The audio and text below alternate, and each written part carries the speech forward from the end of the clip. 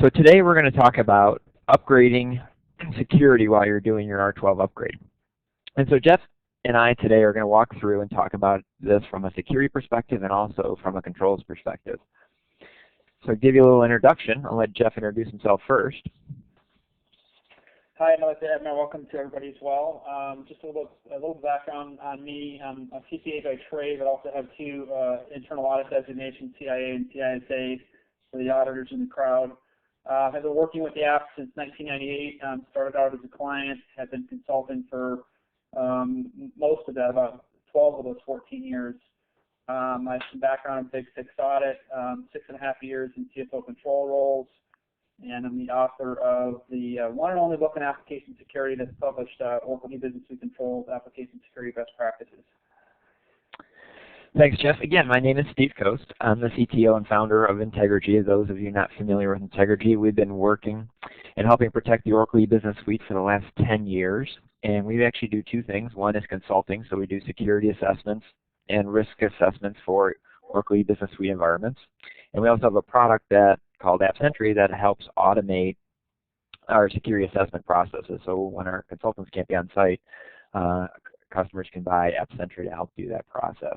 Personally, I've been working with the Oracle E-Business Suite for 16 years, got into security about 12 years ago, and was one of the key authors of the Oracle's best practices for securing the Oracle E-Business Suite. So that's enough about us, and so we'll kind of start getting into the presentation here. So today's topic is why do you want to do security during your R12 upgrade? And so we're going to walk through kind of some scenarios talking about what are the key things that you should be doing to your upgrade and why you should include security in it. And we'll talk about some of the new features within R12, talk about improving some of your 11i processes, then talk about some of the changes to R12 processes and procedures that you should be implementing during your upgrade. And then we're going to open it up at the end for about 5 or 10 minutes of questions and answers. So feel free to enter your questions in the chat or the question section. So let's first talk about why should you be doing security during your upgrade. There's a number of reasons, and the key here is you can get a lot of benefit from security-wise during your upgrade without actually a lot of effort or changes. Because what's happening is during your upgrade, you're doing functional stress testing, technical testing, so a lot of the security enhancements, some of the controls enhancements actually need a lot of testing, but you don't really have to have your own test cycles. So your upgrade team is actually going through our functional testing of the application. They hopefully are going to be doing a performance and stress testing. And we talk about turning on some features like auditing. Well, if you just turned on auditing without doing the upgrade, you'd have to go through an entire testing cycle performance-wise to make sure the auditing doesn't impact the application anyway. Well, when you're doing your upgrade, you're going to be doing those performance testing cycles anyway. So why not enable the auditing during the upgrade process, and then therefore you get a free testing cycle for your upgrade for turning on auditing and some other features that you would have to do that testing otherwise. Another area is technology stack upgrades. When you go to R12, you have to update the database, the application server. You can reset your security patches, so it's actually a great time to get caught up on a lot of things that you weren't doing in security, especially around security patching. And finally, as you go through the R12 upgrade process, a lot of customizations have to be modified. They won't work out of the box for R12, and so you're actually going to have to go through and review those customizations. Well, it's a great time to how about updating your development standards, putting in new security reviews as part of those customizations. Someone's going to have to go look through those anyways, so why not add a few questions regarding security? How are interface accounts done? Are you FTPing versus SSHing, which would be more secure, and things like that. So actually, it's a really good time to add some security in, and one of the goals of this presentation is to show you some things that you can do to improve the overall security without actually a lot of effort, a lot of time spent, and try to take advantage of some of the processes and tasks happening already in the R12 upgrade. So the typical R12 upgrade project would look like this: is a standard evaluate, plan, test, upgrade, and then do a post-upgrade. And what typically happens in R12 upgrade projects is security is just not even included anywhere. The project team is so worried about just trying to get the upgrade in, trying to make it work, they're not thinking about security. Well, as we just kind of talked through, you can actually add in security without a lot of effort, hopefully without a lot of risk to the overall upgrade project by adding a number of tasks in. And so when we kind of go through those tasks, each of these stages here, you can add in some security tests I'll first talk about the technical security tasks you might want to add, and then Jeff's going to talk about some related to more internal controls and processes and procedures. But as during the evaluate process, why not do a quick security and compliance gap analysis? Talk to your internal controls team, talk to your IT security team, and see what are they missing, what do they think that should be included. Look at some of the new technology stack and application features. There's a number of security improvements we'll talk about throughout this presentation that you can implement. Some of them are actually fairly easy to implement and actually help you dramatically. One is lost password functionality. You can reduce the number of calls to your help desk to reset passwords by having self-service password resets. Another, during your planning stage, look and plan in some of those new security features. When you're doing the customization security reviews, add in a few processes there. As you go to the test step, you can actually add in the new security features and then actually functionally and technically test those without actually putting in a lot of effort. Your team is going to have to go through and actually do a number of functional tests. Well, if you add in some new audits, some new controls, you can actually test those without a lot of effort because they're already being tested. Performance testing is another key one. Auditing is very seldom implemented with the Oracle E-Business Suite, and a lot of times performance is a concern. This is an actually easy time now that the R12 upgrade project is going to say, hey, we need to be going through a performance testing cycle. Well, if the auditing is on during that performance testing, you're pretty sure it's going to be well tested and it won't have any impact when you go into production. Then during the actual upgrade, this is a great time now to get caught up with your security patches. Most organizations are 12 to 18 months behind, and when you do the upgrade, apply the latest security patches then, and also move forward with a new plan to apply security patches on a regular basis. Then finally, on the post-upgrade, look at implementing new security process improvement. Do a post-upgrade security review because there are some things that change, new database accounts added with default passwords and things that you need to be aware of after you've done the upgrade, and you can catch them now versus doing it 12 months from now. And so if you have that cycle and those testing points as part of your upgrade project, you can do these things and get them in process and actually take some of the advantages of those free testing cycles and things like that. I'll let Jeff now talk about some of the control issues that you can actually implement as part of your upgrade project.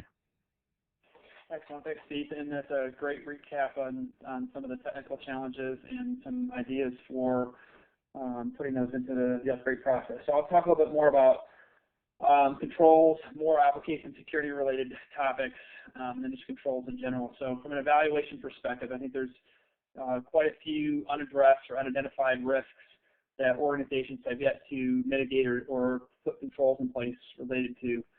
So review, various white papers, books, different topics out there that identify additional risks. SQL form access is a good example, and trigger-based auditing. Steve alluded to that a little bit. Helps mitigate some of those risks. So that would be looking through those the risk population, adding some risks into your risk library, and determining how you're going to put those controls in place to mitigate some of those risks. Review mitigation of upgrade risk. I talk a lot about that in my application security book, which in essence says how are we addressing the risk that patches apply and make changes to security configurations, whether they're server settings or database accounts, or actually making changes to application security menus, request groups, and such. How are you addressing those risks, and then potentially plan for addressing those. So, and then the evaluation, considering informal policies and procedures. We see a lot of times that there are informal processes, like maybe application security change management doesn't happen that often, so there's not formal documentation on the policies and procedures related to that.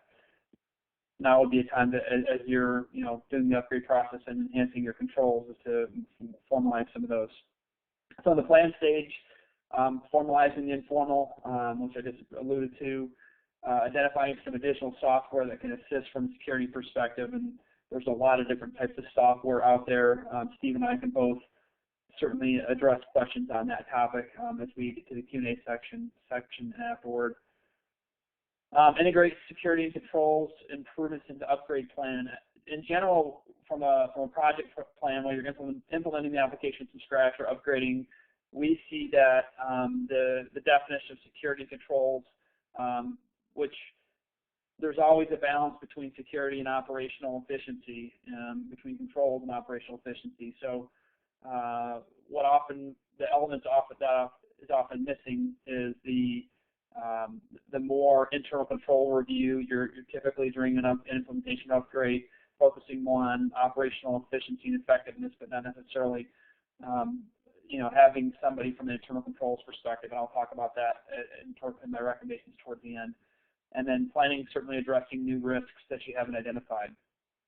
We often see that SOX has been very well monitored, mitigated, talked to death, but there's definitely some risks beyond Sarbanes-Oxley if you're a U.S.-based corporation that don't get addressed.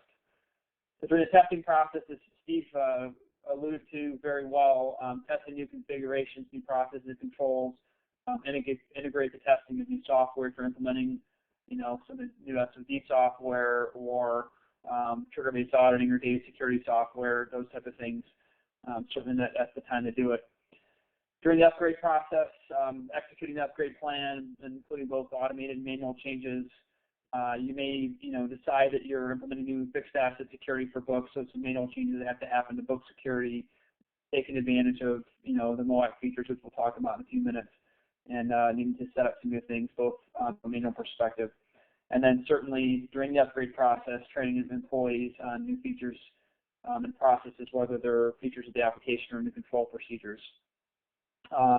Post-upgrade, rigorously monitor changes. I see a lot of organizations assume that, for example, their change management process is effective and everybody's following it, but I'd say very few, but more often than not, we see not a robust and rigorous monitoring of that process. So that would be one thing. And I put this on here, migrate to role-based access control. We'll talk about role-based access control in a little bit.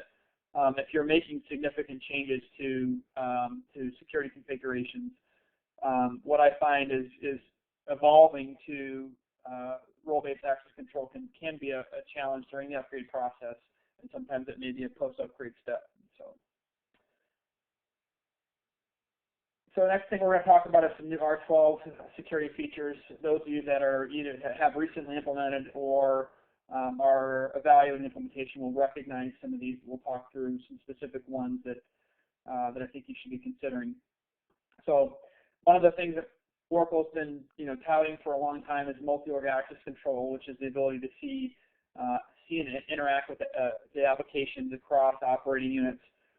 It can have a significant impact in those areas where we have a shared service center or shared components, shared data entry or data inquiry across operating units. MOAC is a very valuable feature. There's been cases where I've worked with clients that, for example, from a data entry perspective, they don't want to implement MOAC. They want to have AP data entry clearly delineated between one operating unit and another one. Whereas, when it comes down to inquiry access, they have implemented, MOAC across multiple operating units for, AP personnel, purchasing, general ledger, accounting people. So there's some planning that goes involved as part of the when do we use MOAC, how do we use MOAC, and certainly from an operational perspective, if people use the application, it can have a significant impact. So you talked about restrictions on localizations. I did a web blog about a month or so ago on MOAC and the impact of MOAC with localizations. And the short version of it is if you're using localizations, you're not able to take advantage of all the features of MOAC because localizations apply profile options at the responsibility level, and you can't apply multiple localization profile options to a MOAC responsibility. So there's a web blog on our website that goes into more detail on that, and that does identify an enhancement request. We were the first ones earlier this year to identify that as an enhancement request. We're trying to get the word out on that, so definitely take a look at that. Subledger architecture is a dramatic change and shift in the way that Oracle does subledger to GL interaction in R12. The one thing I'll point out, and I've got a weblog on this topic as well, is the ability to enter journal entries through subledgers or make journal lines through subledgers, and that really has a very significant impact on what are often key controls related to journal entries, whether it's the workflow approval process or a manual process that happens outside the system, that's a pretty significant risk that I would encourage you to go look at. So that whole introduction to the SLA architecture, the menu related to that gets distributed quite a bit throughout the application because of the way the menus are configured, and more than likely you'll have to mitigate the risk of these SLA menus coming in and being accessible. You have to mitigate those by removing those from various responsibilities or changing and making new submenus or custom submenus to address that. So kind of what I go into is upgrade risk. Definition access sets, data access sets are two new features from a GL perspective that help provide better security related to various components in the GL in reference to data definition access sets, and then how the data is accessed through the general ledger as it relates to data access sets. So those are both great new features that Oracle's introduced. There's a bug out there. I think I have a web blog coming up on the definition access sets. I think I've done that one or not, but there's a bug in that process where somebody can turn off the security. It's kind of a stupid thing that Oracle failed to address when they did the rollout of definition access sets. But I'll have a web blog on that up pretty soon, and if you have any questions on that, it just requires some personalization that needs to be addressed. So those are some of the new R12 features.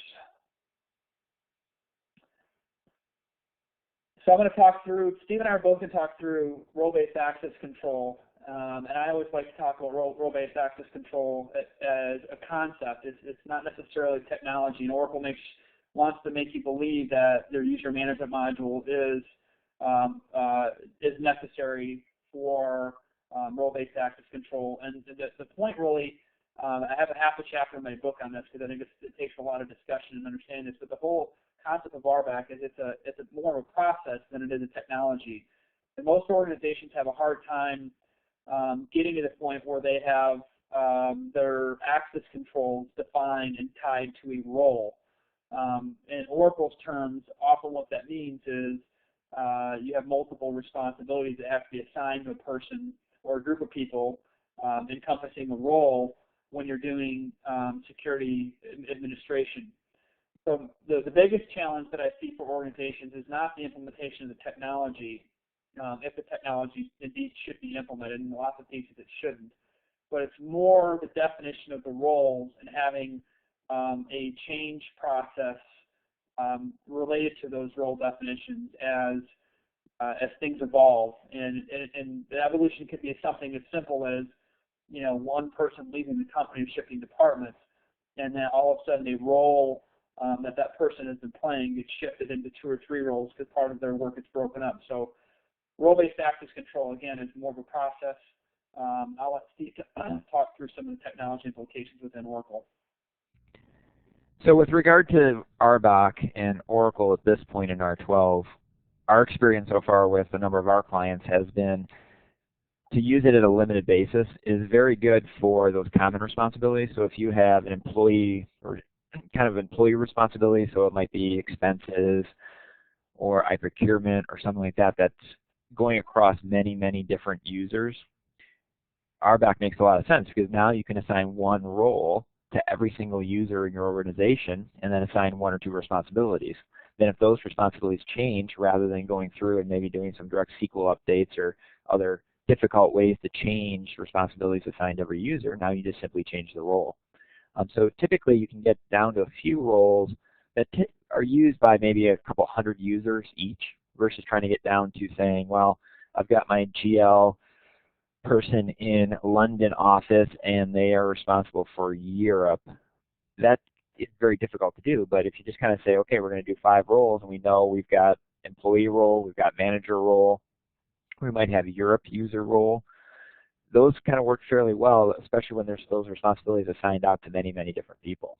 But if you're trying to gather up a list of responsibilities that are maybe assigned to 1 or 2 people, RBAC kind of falls apart at that point. So limited usage of it is very good, especially when you're taking a few responsibilities and have to assign them broadly. So that's kind of been our experience so far with RBAC. I think unless Jeff has some more comments on that. I totally agree on that. I mean, I definitely recommend an evaluation and a strategic evaluation of using the tool versus not using the tool when you have to use the tool. And I guess I just echo your comments that use it wisely. Don't necessarily get so concerned about broadly deploying it. So another major enhancement to R12 is user management. So Oracle has spent actually a lot of time trying to improve the whole user management and trying to take the hours out of the process. And so what some of the key things are is you have a system administrator who's kind of handling user requests constantly, trying to do forgotten passwords. That may be a user administrator or a help desk. Well, a lot of those processes that tend to be manually intensive, Oracle has actually spent a lot of time trying to come up with creative ways, workflows, approvals, those type of things to fix it. The first one is new user registration. So you can either register for the first time or request access to a new responsibility through some new approvals and workflows within R12. So if you have a user who wants a new responsibility versus now sending to their manager, and the manager then has to fill out a form and send that to someone, that can all be done through the Oracle Business Suite through their existing ID, and they can actually say, well, I want this responsibility. Then a whole workflow process with approvals all gets kicked off automatically, and it's actually fairly simple to do with not a lot of hours. Another area is login assistance. So a lot of hours are spent by help desk people just resetting forgotten passwords, forgotten usernames, especially if you're using a lot of the self-service modules. It happens quite often, especially employee self-service, where they may go in once a year or twice a year to change their name or an address or something like that.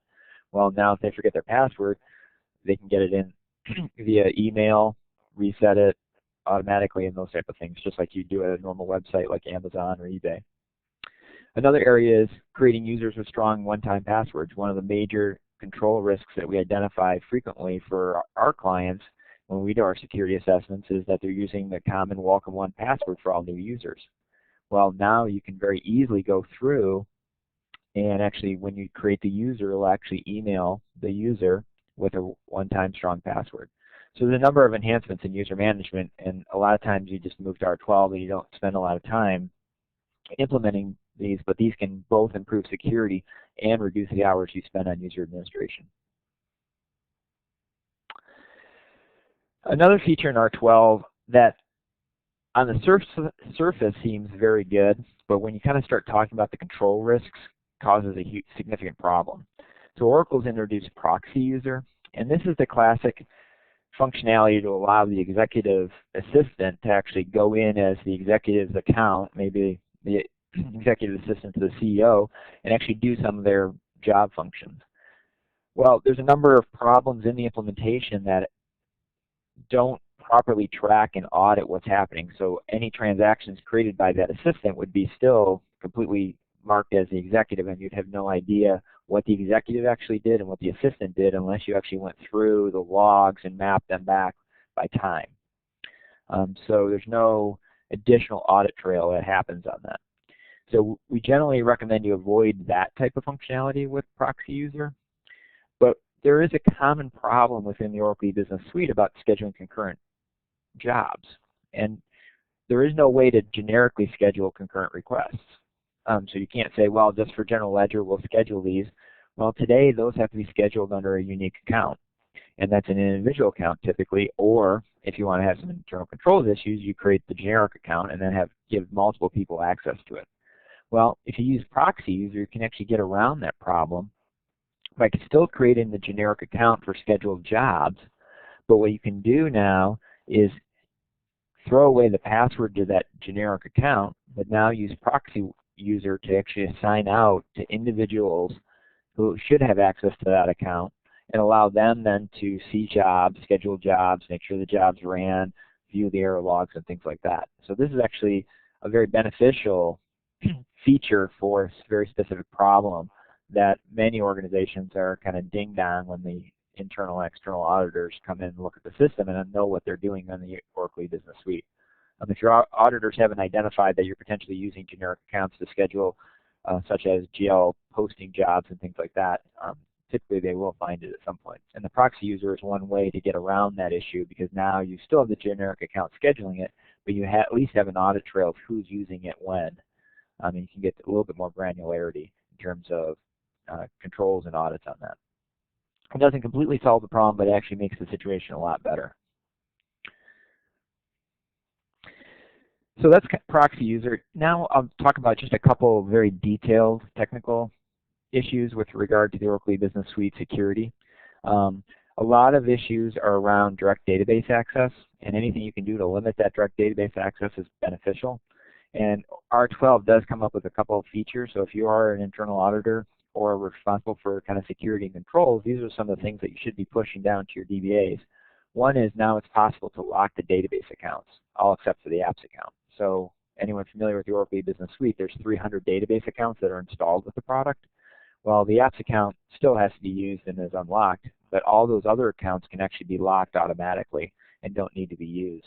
And this actually reduces risk because the account shouldn't be used at all, but a lot of times people are going in as them. So this is a good way to lock the account. So there's a new feature as part of AFW Pass that can lock those. Also, you can actually use case-sensitive passwords for database accounts, which is kind of cool. It's 2010, and Oracle finally implemented that for, one, the database, and now the Oracle E-Business Suite. And then finally, there's an AppleSys pub password. Typically, the password is pub, and it actually gives you a view into the application.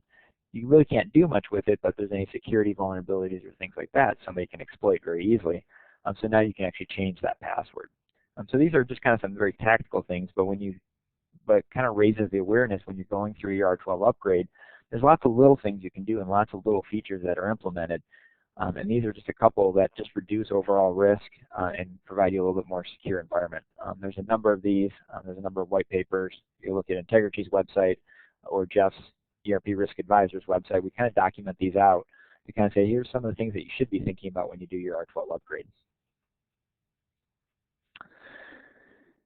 Another kind of tactical point here for anyone running credit cards, when you were prior on 11i and you're running credit cards through your environment, Oracle E-Business Suite is not a certified credit card application, so it's actually deemed non-compliant. So when you upgrade, when you're going to 12.1, it is a compliant application with credit cards, but you do have to actually enable the encryption. So if you are running through credit cards through the Oracle E-Business Suite, you do have to spend a little bit of time and effort making it truly compliant. The first step is upgrading, but then there's a number of manual steps that also have to be done. Just to let everyone be aware of that. And this is a big change. So if your auditors have come in and are looking at PCI compliance with regard to credit cards, you have to make sure you're on 12.1 when you upgrade. So that's kind of some of the new features in R12. Now let's talk about how to improve upon security from 11i, some of the things that you can do that are specifically changes from your 11i to your R12 environment. Great, thanks, Steve. Yeah, I'm going to talk through a couple different topics here. We're going to start with consider some new software. Steve made the point that, in the beginning of the presentation, that the testing process is ideal to introduce new processes and software. So there's a couple of things to think about. SOD software, there's a lot of Oracle software is good. There's several other products that have SOD software in the marketplace as well. It's a good time to implement it, especially if you're going to do preventive controls within the context of that, which is a lot of times where you get the most value. The area where I see organizations really are deficient from a controls monitoring perspective is the absence of a trigger log-based technology to develop the before and after value audit trails. So Steve and I have been talking about that topic for a long time and really have led the dialogue in the industry on that, but we still see that there are a lot of organizations that don't have what I would call an auditable system because they don't have the ability to track changes, primarily inserts and updates, but even deletes within the database at the table level. So perfect time to do it because you have the performance testing and all the stuff that goes along with some of the often our concerns related to the use of those technology. External security analysis. Intergrigy software is a great tool to use for that type of thing, both during the upgrade process to identify the risks and then on an ongoing basis. So that's they have their software for that. And then allowing for why do you want to use some of these tools, which is really allowing for the monitoring of SQL forms. The areas that I think organizations really fall down on from a change management perspective is activity through SQL forms and configurations related to key controls. Those are probably by far the most significant risks that organizations haven't mitigated. They really need to have a trigger log-based technology and something to identify and lock down some of those critical forms that are often a part of the SOD software. So they obviously do more than just SOD, these single function and single form risks as well. So those are a few things. You certainly want to do a better job of monitoring your change management process and put some additional processes and controls in. So there's software considerations potentially. One other thing that's not on the slide I'll mention is some data security software, and Oracle, as an example, doesn't encrypt everything that you want to protect. The sensitive data within your organization is often unique to your organization, but there are certain categories of information that aren't protected. I'll just give you one example, which is bank accounts for suppliers and employees that are being paid via ACH. That data is not protected at the database level, and there's probably a dozen examples we can look at within the context of HR data. And so there's some software that can be used to secure that data at the database level using native database technologies. So next slide, Steve. So fix what was broken, and this is designing or redesigning your application security, your support procedures, your change management process. There's a lot I could talk. I could talk for a whole webinar just on this topic, but privileged user access or super user access. Certainly, a lot of organizations still have business analysts or end users or a variety of different people that have what we would consider privileged user access, and now is the time to address that both from a process perspective as well as the impact of that from a security perspective or security design perspective.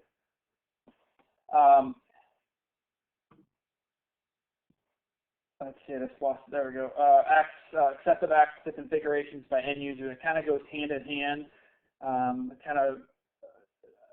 An end user that has significant access to configurations, I would consider a privileged user, but certainly within the context of configuration change management process, which a lot of organizations have an informal process, but even more formally identify what forms should be going through change management, making sure security aligns with that, and then having a QA process to monitor those, whether some of those things are being done by end users or IT users.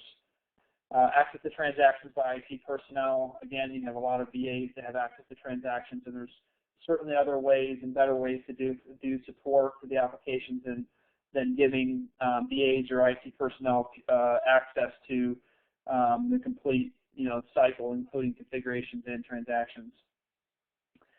Usage of generic or vendor supplied user accounts. Steve touched on that a little bit. Just another comment. It's back to setting up those generic users for scheduling jobs, the disabling vendor supplied accounts so they can't be used. In some cases, if you have like sysadmin, I often see the sysadmin generic user or vendor supplied user with a lot of responsibilities because you're using that. So it's whittling that back down to what you really need from a patching perspective.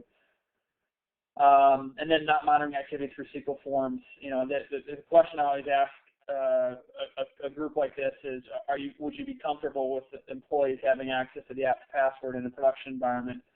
And of course, the answer always comes back as, well, no, because that's insane to have somebody give them the ability to execute SQL statements in a production environment. But yes, there are a lot of forms that allow that. And my favorite example is the alerts form, which I guarantee there are several employees in your environment or most environments have access to that form that can do, in essence, the same thing as having access to the app's password if they know what they're doing.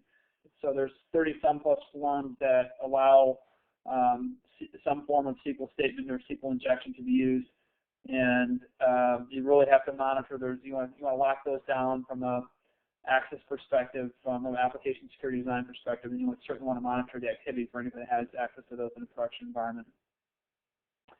So there's a lot more I can say about fix what was broken. From a lot of it ties into application security design, but we'll address specifically these 4 bullet points. The first one, move towards use of more customized responsibilities. There are a couple cases like I-procurement, for example, or I-expense where the risk is minimal. I say just go ahead and use the standard responsibilities. I do make some allowances for that, but 98% or 99% of all responsibilities should be custom. And those custom responsibilities, to point two, should always be using custom top-level menus, and often are using a significant number of custom sub-menus within the top-level menu. And that, the combination of those two things reduces what I consider, or what I call upgrade risk, reduces the risk that when a patch is applied and new features or functionality or new functions are being added to a particular menu, that menu, the access after those patches would be appropriate for users. And it's not that you shouldn't go through an impact analysis when those patches are being applied. It's just that the impact, identifying the changes to those menus, and especially those that make significant changes to submenus, is difficult within an EBS environment, and you often need some tools to be able to help you do that, which generally is our SOD type tools. So it would be another reason to look at putting those in place if you don't have them. The third bullet point, take into consideration sensitive data. You really need to have a sensitive data policy. What's considered sensitive data within your organization? What elements? I often find that organizations don't even have that as a starting point, let alone identifying who should be authorized to have access to that data, let alone have gone through a very extensive analysis on who has access to that data through the application layer and through the technology layer. So from a project perspective, it's a good time to say we're going to revisit our security. We're going to look at where our holes are. Let's take another look at sensitive data. Sensitive data is not only access to the application, but it's also reports. So it ties into the fourth element, better definition of request groups. I see a lot of organizations using standard request groups, and I have certainly identified in my work a lot of cases where the access to sensitive data through those request groups is inappropriate. I can give you some examples, but my favorite example probably is an organization I went into that was using, they were entering employee social security numbers as part of the supplier setup, which is mistake number one, but they were doing it nonetheless, and they were paying their employees by ACH. So I went in and, the first day I was there, I ran the suppliers report, which is a seeded report, both in some of the AP and purchasing responsibilities, that gave me access to every employee's social security number, bank account information, and home address, which is a pretty significant piece of information on the black market for if you wanted to sell it. So those are some ideas for application security design. Hopefully, like I said, I could have can go into a lot more detail, and maybe at some point later I'll go through a complete webinar on this topic, but those are just some ideas to think about. So R12 process and procedure. I think I'm turning this back over to you, Steve. No, I'm sorry, it's still me. I apologize. So a couple other comments on processes and procedures. Change management, I alluded to this. Making sure formalization of processes related to, I call it the four legs of change management: configuration change management, which is activity that happens through the application layer, through logging into the application, through making changes to configurations. My one comment on that is not everything under the setup menu should go through change management. You really have to do some sort of risk assessment process and evaluate who should be making changes to and through what forms. Past change management, fairly self-explanatory. Application security change management, often see that that is not formalized, whereas database security change management isn't formalized. It's more of an informal process. Whereas the fourth leg of this component is object-oriented security change management or development change management. I typically see that most organizations have a pretty good controls related to that. Second bullet point, implement a more robust quality assurance process related to change management. You're really, if you don't have a D2A process over change management, you really are putting your system at risk. There are a variety of different levels of expertise and understandings in your organization who has access to things like critical configurations or profile options. And we've all, as consultants, have been brought into organizations that have, system down issues or functionalities change issues, and they don't necessarily know what changed or why something changed. And sometimes it could be days before that change was identified. If you have a good change management process, you've done a risk assessment on the front end, you've got only people that are authorized to make those changes have access to those critical configurations, and you've got a monitoring process in place using a system-based audit trail created either by triggers or logs, you have a lot better chance of protecting the integrity of your system and reducing those unapproved changes. Again, this is an area I still see a lot of exposure for organizations. They don't have the right processes or technologies or a combination of those to be able to effectively monitor the change management process.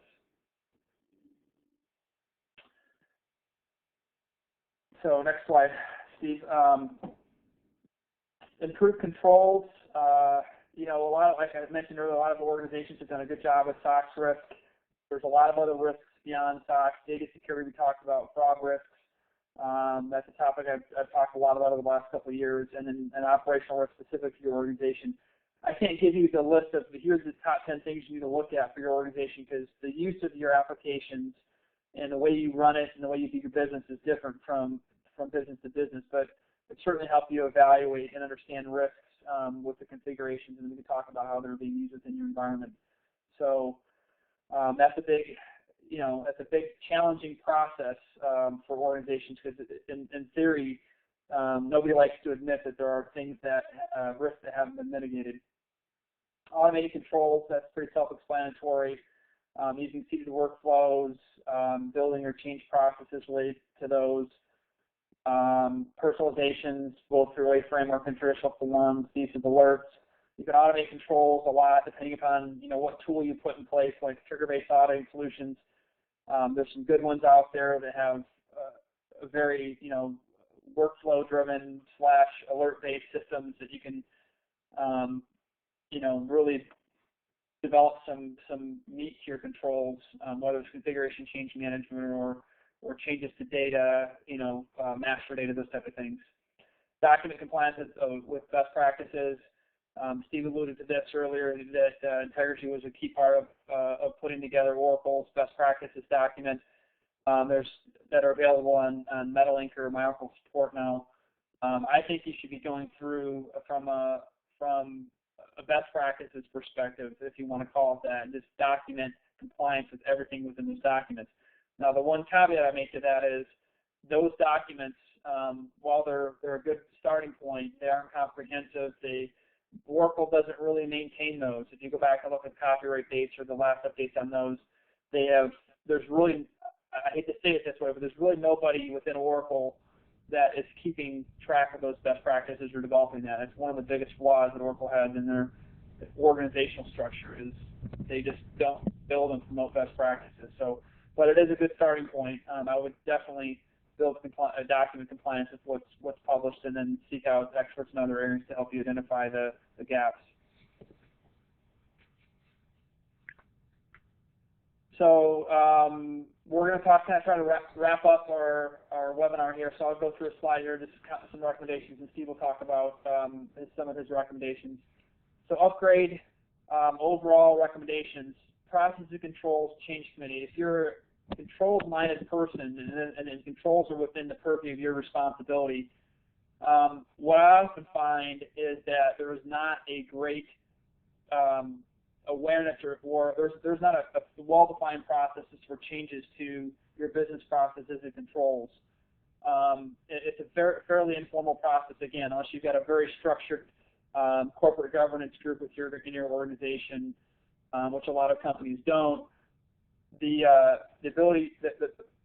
process you use to change your business processes and your controls is a lot less formal than it needs to be, and often there's not very well-defined ownership. I mean, obviously the owner, from a SOX perspective, are the signing officers, but the level below that, which is in essence providing all the assurance to the signing officers about changes being properly approved, and then the operating effectiveness of controls in general, isn't there in a lot of organizations. So I could, again, talk about that for about a half an hour if I wanted.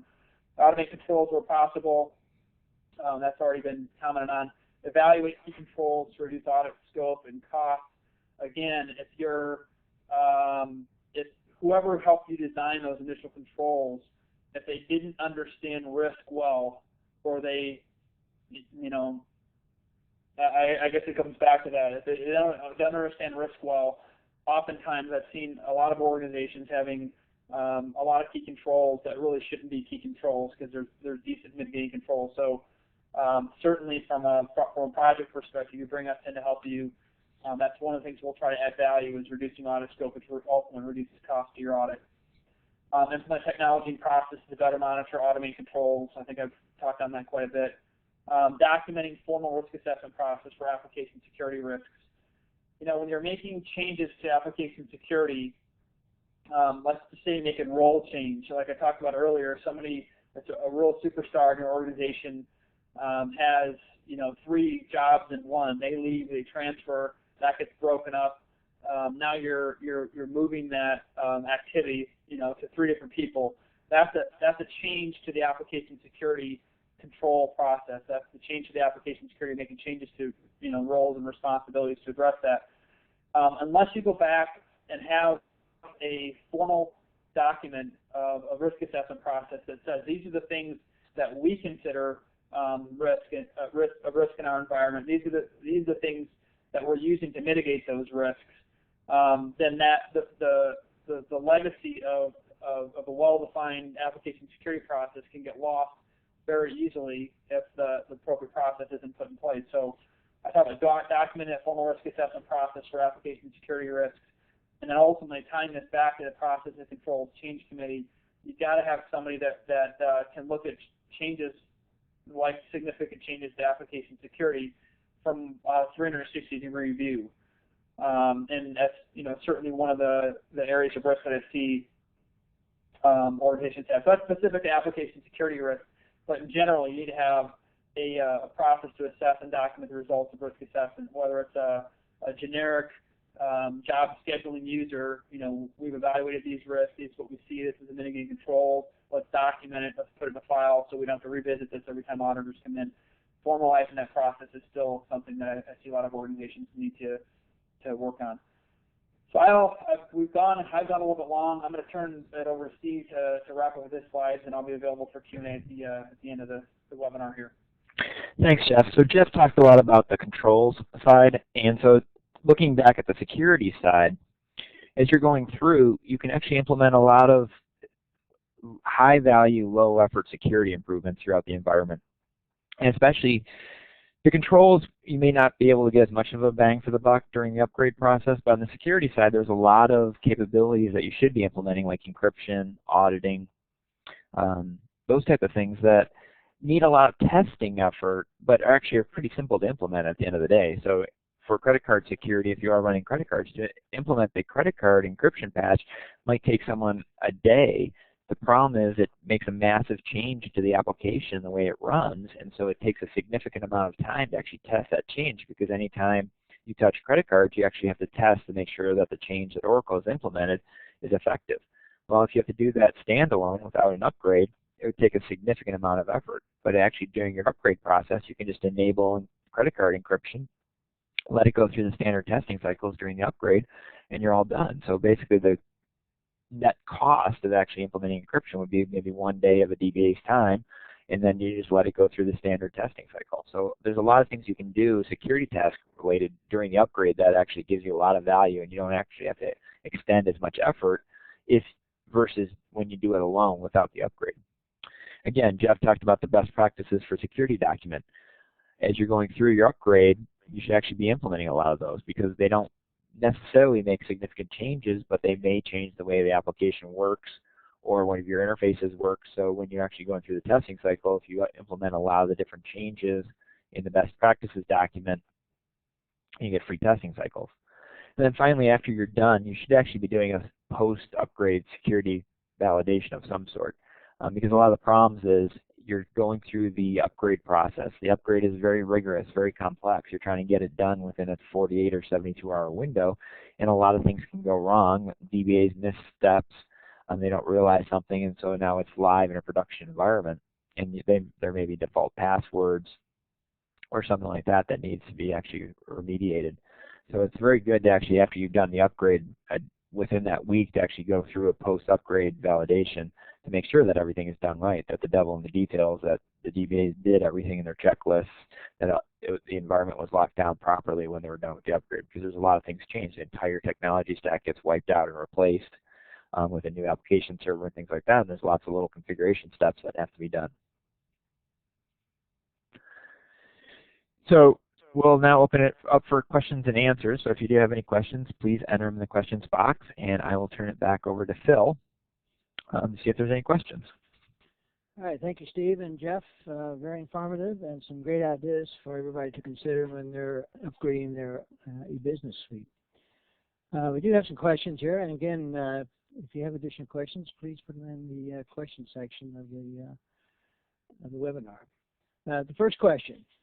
If you test changes to the application with the testing of security changes, how difficult is it to determine which caused a failure or error? I'm not sure if Jeff or Steve should answer that one. You want to repeat that again, just so I understand the context of it? If you test the changes to the application with the testing for security changes, how difficult is it to determine which caused the failure or error?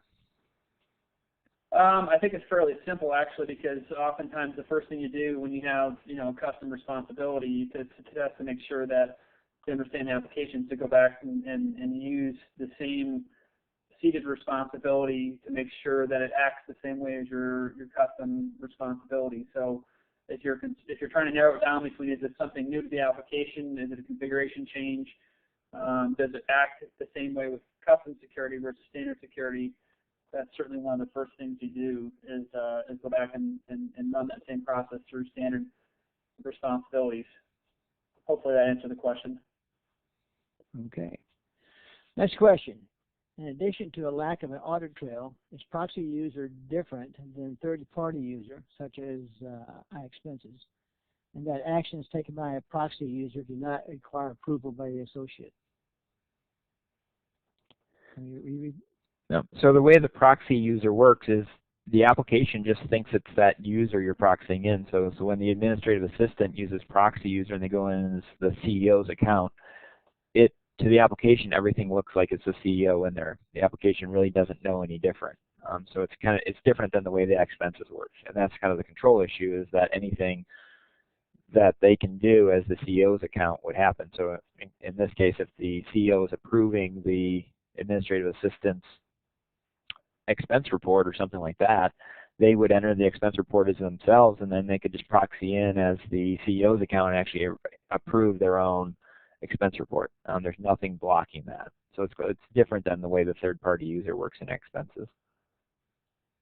Yeah, if I could just pile on this a little bit to this topic, it's something I probably could have addressed in the regular webinar, but one of in general, delegation of authority related to workflows, and there's a variety of different ways to do that. You highlighted proxy user because that's new to R12, Steve, but even in 11i, there's ways to forward emails, in such a way that, somebody gets that that email link and then responds back to the workflow without re-authenticating the application. There are ways to delegate your authority using vacation rules as an example. There's a whole chapter in my book on this one topic, and frankly, I think as it relates to delegation of authority, whether you're talking about proxy users or some other ways that can happen, I think a lot of organizations are not aware of those risks, and certainly it would be a good time to address that during the upgrade as well. All right, number 3. Does OBIEE analytics products recognize security features such as definition access sets or data access sets? You want me to take that one, Steve? Sure. I don't know if you've run into that yet. Well, I think the answer, I'm 99% sure the answer is no, because the function level security, if you will, within EBS isn't really fully recognized by OBIE. But to be honest, I'm not positive. I haven't addressed that issue. But just knowing that there are, the function security, for example, is not addressed. So, like for example, I don't know, I won't go to example. I'd say probably not, but I'm not real positive to be honest. Okay. Next question. What areas have you done the most work with clients during the upgrade cycle? I'm not sure who that's directed to. Go ahead, Steve. I think we can both kind of provide an answer there. For Intergrigy, we do a lot of security assessments, so a lot of our work is actually done prior to the upgrade, so we'll actually evaluate a pre-upgrade environment, actually determine if there's any security vulnerabilities, that they've hardened down the environment, and actually kind of review their upgrade process to make sure all the tasks are taken care of during that. And then a lot of times we'll also then do a post-upgrade just to make sure that the environment's hardened, that they haven't missed anything during that whole process. And then we actually do some work on the pre-planning, going through as kind of some of the tasks that we talked about earlier in this presentation. We spend a lot of time with clients going through those, especially ones that haven't implemented auditing, haven't implemented encryption. So we'll actually have detailed discussions to say, okay, what projects should they be looking at during the upgrade? What can they do? And sometimes it's just during the planning stage that we're saying, yes, implement encryption, implement auditing. But we'll actually talk customers out of some of the things that they want to do. One example recently was they wanted to implement single sign-on, OID, integrate Oracle Business Suite with LDAP during their upgrade process. And we actually recommended that they didn't do that because that's such a high-risk type venture. You'd have to do the same amount of testing and work during the upgrade, or if you did it separately, because it's such a change to the application, and it provides a lot of risk, because if that doesn't work after your upgrade, it's very hard to roll back. So a lot of our effort is just kind of around, okay, here's what you should be doing, here's what you should be looking at, here's kind of the risks that you face as an organization, and what challenges you need to fix as you go through your upgrade process. All right, next one. Our security department has concerns about us having a shared file system among the concurrent manager tier and the web farm tier. What is best practice, and how can we minimize the risk of this configuration? So it actually got a little bit easier with R12, because in R12, the log files and configuration files are actually separate from a lot of the application code. So in our opinion, it's actually somewhat of a security improvement to have a shared Apple top and the Oracle homes between the concurrent manager and web tiers, because you're only dealing with one set of code at that point. And you can then also monitor a lot easier in that if you put a file change auditing tool, something like a tripwire, you can actually see that any code changes are occurring, when they're occurring, and that they're occurring outside any normal change window. So if the DBA is not applying a patch, there really should never be a change to the Apple top. And the key there is all the log files, any files that change on a routine basis are kept in the instance tops. And so you can monitor much easier versus than having to monitor a set of Apple tops. Maybe if you have 2 or 3 application servers and 2 or 3 concurrent manager servers, you might be monitoring 5 or 6 servers. If you actually keep the code in one place, it's actually a little bit easier to monitor. You do have the shared access component of that from multiple systems through an NFS mount or something like that. But typically that's more the manageable piece. It's very nice to know that you only have to apply a patch once, not to 5 different systems, and you don't have to manage those individual code sets. And then you can much easier know that if a change is making to that set of code, that it's happening in one place, and you know who's typically doing it. So that's kind of our response to it. We actually recommend that a lot of customers implement the shared Apple tops. All right, next question. Is there a MetaLink note on new user, excuse me, let me try this again. Is there a MetaLink note on new user registration functionality? If so, can you share that information? I don't think there's actually a MetaLink note on it. It's part of the System Administrator Guide. As part of that guide, there's 3 different books. It's actually documented to the extent that Oracle documents anything is part of the security book. So it's actually documented in there, probably not to the way you want it to be documented, but it's okay documentation. So you should first look there, and then probably open a support request if you have any additional questions. Yeah, and I would say that there are quite a few white papers out in there. So if you're not a member of OUG, you should be, because there's got a lot of good white papers on user management in general that have been presented at the various conferences for the last 5 or 6 years. Next question.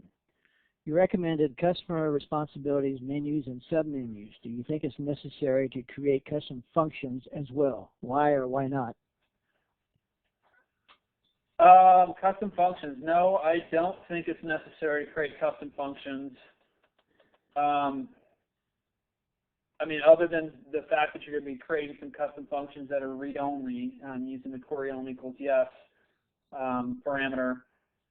I guess I don't see the risk in the reason to create custom functions, because I think there's more risk in creating a custom function, frankly, and maintaining all those than there probably is using custom functions. Oracle provides those functions for a reason, and certainly, I can understand that the function may change, if you're upgrading, and there is a risk to that. But I think that the primary identification, let's say a form changes and adds some new features or adds maybe some new fields, which I guess it would be a risk to sensitive data, in some cases transactions, those should come out during user testing. So, I guess I'll backtrack a little bit. I guess I do see some risk, but I very, very rarely, well, I guess I've never seen a client that's done extensive custom functions just to not use the standard functions. And even if you're creating custom functions, the underlying forms, you still have the risk of those things being changed. So I don't see I don't know, Steve, I'll just comment. I don't see any value in creating custom functions. No, because it's so complex and just would take so long. You're better to dedicate that time and effort somewhere else. That would be the simplest answer. All right, next question. What are some of the trigger-based audit systems that you talked about earlier? We've implemented a couple of them. Oracle certainly has one in their suite, the CCG product, Configuration Controls Governor. There is probably the favorite one that I've implemented is from Kost, the CS audit tool. Absolute Technologies has a product out there that's trigger-based auditing that's very good and very mature. I'm missing one. I'll think of it in a second. Greenlight Technologies is another one. That's the one I was trying to think of from a trigger-based auditing perspective. And so those are the 4 I can think of off the top of my head with trigger. Can you think of any others, Steve, off the top of your head? No, kind of give you a little background on the question also. There's kind of several different types of auditing solutions. So you can either do it a trigger-based, which would be happening in the database, but would be very application-aware. And so those would be the products that Jeff was talking about, or there's just pure database auditing. So those would be products like Imperva, Guardium, IBM, or Oracle's Audit Vault. And the advantage of the trigger-based auditing solutions, and why kind of Jeff talks about them, is that they're much more application-aware. So they're giving you, well, this is kind of the data that changed versus pure auditing tools that just show you the SQL statement. So you may see for like a pure auditing solution that's just auditing SQL, it would say, well, the vendor AP vendor all table vendor ID 5 was updated to value 6. And so you have no real idea what's happening, and that's why some of the trigger-based auditing solutions are beneficial in an application context like this, because they're giving you that I changed vendor McDonald's from 30-day net pay to 60-day net pay, and you actually get that true information, that application-aware context, which is very important. Yeah, and I've talked a lot about this topic, Steve. I think there's pros and cons to all the technologies. I mean, there's no one technology that you'd say you'd recommend for all cases. So I think it's important when you're addressing the requirements to maybe consult with Steve and or myself, because we have different skill sets and different perspectives on where things are beneficial than the others. I typically focus much more on application level controls, as Steve mentioned, and triggers are better, I think, than any other technology out there. But certainly, there are other advantages of using other technologies that Steve mentioned. that they have those over trigger-based technologies, that you all need to have a good discussion on what your objectives are, what your requirements are, and then what technology best fits that. All right, thank you. This about wraps